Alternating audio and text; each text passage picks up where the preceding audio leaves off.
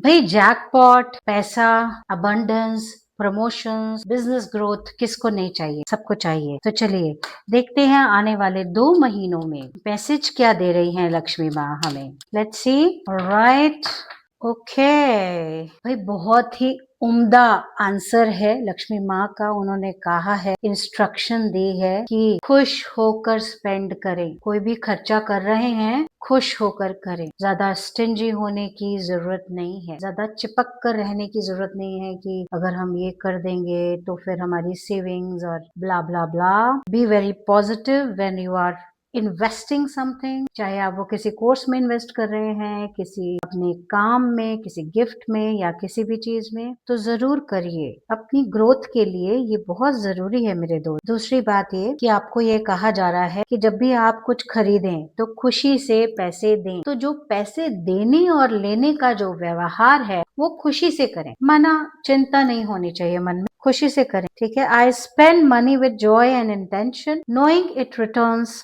Multiplied. आपको जब आप देते हैं ना तो आपको पैसा मल्टीप्लाई होकर आपके पास आएगा।